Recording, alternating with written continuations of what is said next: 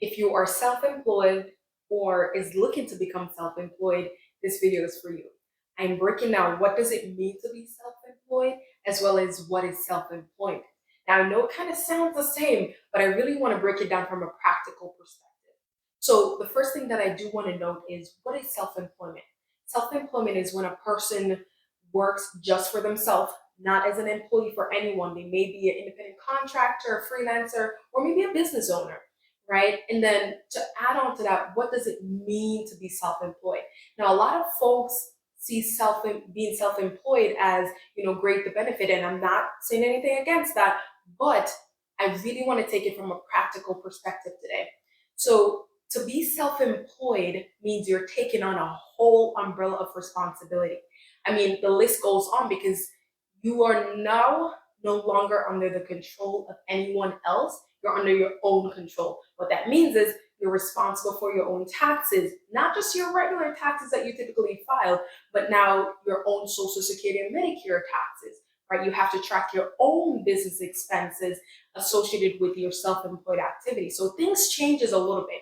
Whereas when you were an employee, you're kind of chilling, if you will, because somebody else was doing the heavy lifting where, throughout the year, every time you get paid, they're taking out taxes and they're paying it to the government. Now, with being self-employed, you're that person. You have to now pay your own taxes to the government throughout the year. But if you don't, when you do file your regular income tax return, you'll see a big chunk of taxes that is owed to the government.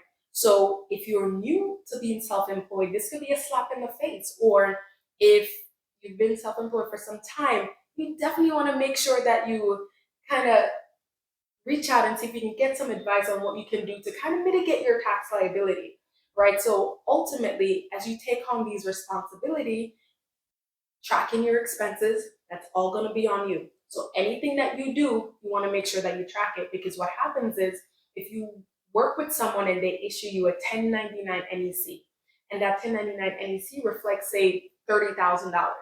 That's all the IRS knows about. They don't know about all the other expenses that you incurred just to provide your services as a self-employed individual. So you have to track it and tell them, because they're not going to come ask you, hey, do you have any expenses? Nope. They're going to just slap you with that tax and you are responsible for paying it unless you tell them otherwise, right? So it's a big deal when you become self-employed and now have to take care of everything, because now you're responsible for both ordinary income taxes and self-employment taxes.